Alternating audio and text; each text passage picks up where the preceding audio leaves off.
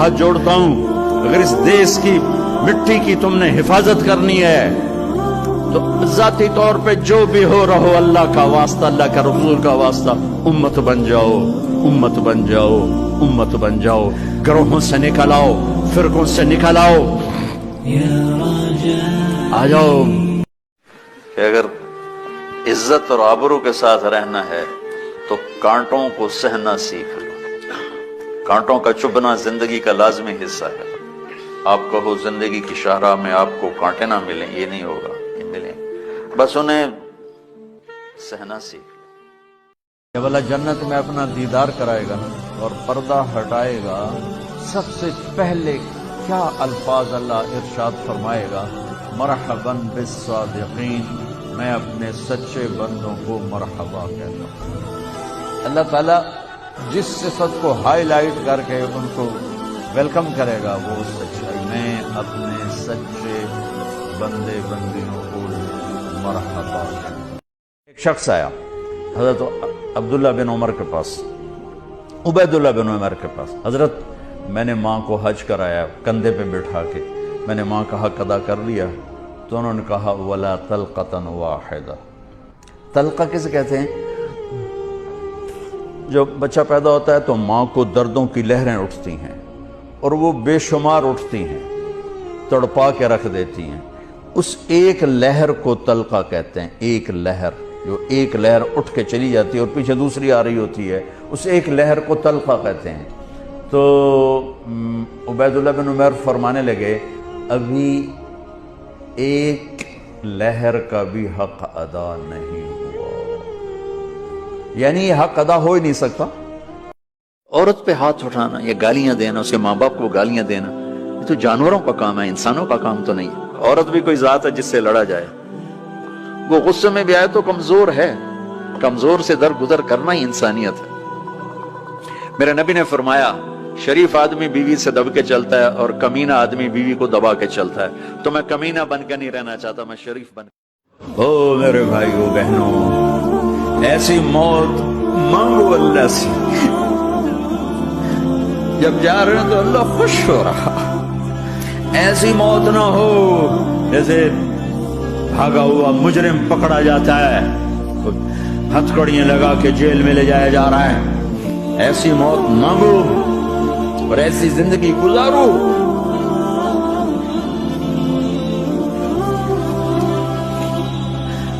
موت ہمارے لیے رحمت، اللہ خوش ہو رہا۔ لوگوں کی خطاؤں سے درگزر کرنا چاہیے، خاص طور پر نیک لوگوں کی کمی نہ پکڑو نہ اچھالو۔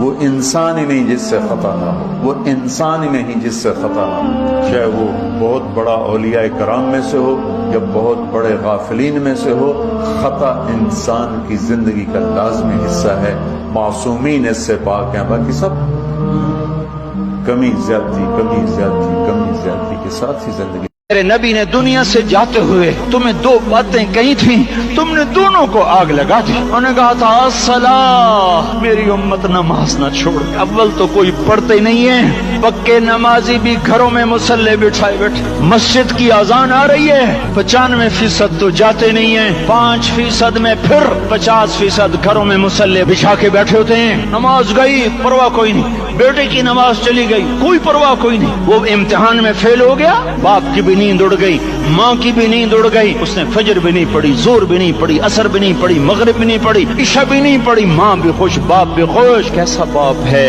یہ، کیسی ماں ہے؟ تمہارے نبی نے جاتے ہوئے کہا تھا الصلاۃ، نماز نہ چھوڑنا۔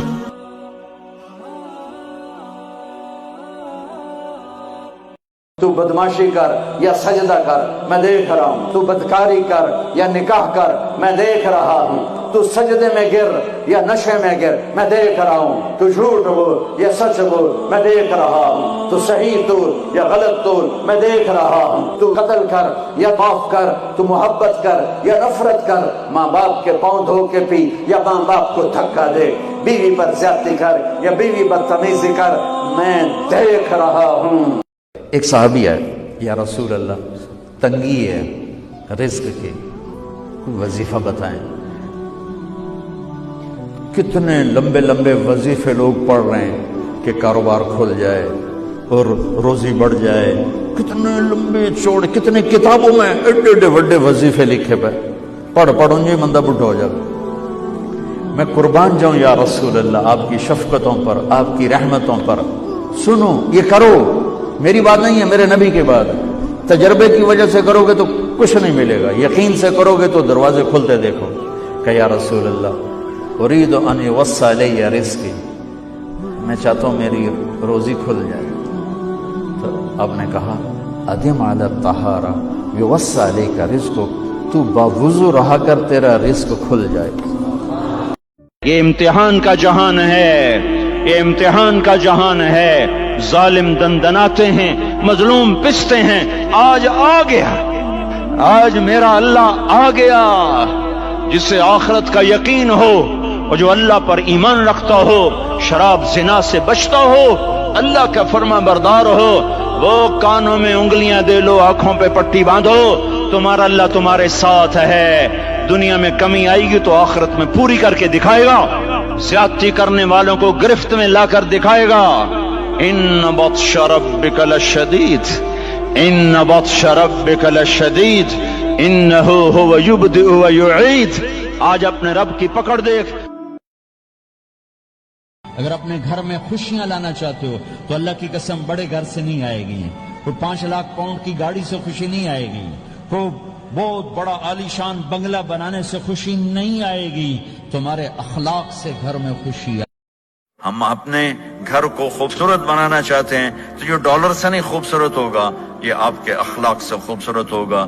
ایک میٹھا بول وہ بیوی کے دل کو خرید لیتا ہے, ایک میٹھا بول وہ خاوند کے دل کو خرید لیتا ہے. ایسی اولاد کے ساتھ بھی وہ شدت اور سختی نہ ہو بلکہ نرمی کا معاملہ ہو, پیار محبت کا معاملہ ہو. میرے نبی نے حسن حسین کے ساتھ 7 سال گزارے, آپ نے ایک نصیحت نہیں کی, ان کے ساتھ کھیلتے تھے, ان کو ٹائم دیتے تھے. میرے نبی نے فرمایا جنت کی لڑکی سورج کو انگلی کا اتنا فنگر ٹپ دکھا دے تو سورج نظر نہیں آئے گا, تو چہرہ کیسا ہوگا. 7 سمندر میں تھوک ڈالے, سمندر شہد سے زیادہ میٹھے ہو جائیں. مردوں سے بات کرے زندہ ہو جائیں, زندوں کو چہرہ دکھا دے کلیجے پھٹ جائیں. دوپٹہ ہوا میں لہرا دے کائنات روشن ہو جائے. ایک قدم خامن کی طرف سے چل کے آئے, 1 لاکھ ناز و انداز دکھائے. مسکرائے تو دانتوں سے نکلے ہوا نور ساری جنت کو روشن کر دے. ہاں ایمان والی عورتوں کو پریشان ہونے کی ضرورت نہیں ہے. ایمان والی عورت اس جنت کی لڑکی سے 70,000 گنا زیادہ خوبصورت. جب تجھے پکارنا ہو تو اللہ کو پکارنا. مدد کے لیے صرف اللہ ہے جو آتا ہے, اللہ کے سوا کوئی مدد نہیں کر سکتا. ایاک نعبد و ایاک نستعین. قرآن کا خلاصہ سورۃ فاتحہ ہے, اور سورۃ فاتحہ کا خلاصہ ایاک نعبد و ایاک نستعین ہے.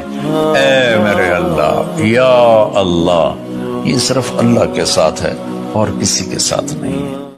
اگر آپ دلوں میں بسنا چاہتے ہیں, اگر آپ دلوں میں بسنا چاہتے ہیں, ایک لفظ پہ عمل کر. زبان کا بول کتنے ہی کڑواہٹ کی جائیں, کی جا ایام لگے غم کے سہنے میں. جس قوم کے نوجوان بگڑ جائیں اس قوم کو دنیا کی کوئی طاقت زوال سے بچا نہیں سکتی. جس قوم کے نوجوان میں صرف 2 باتیں ہی آ جائیں, ایک سچائی آ جائے, ایک دیانتداری اور پاک دامنی آ جائے, تو دنیا کی ساری طاغوتی طاقتیں اس قوم کو نہ ہلا سکتی ہیں, نہ ان کو مٹا سکتی ہیں, نہ ان پہ زوال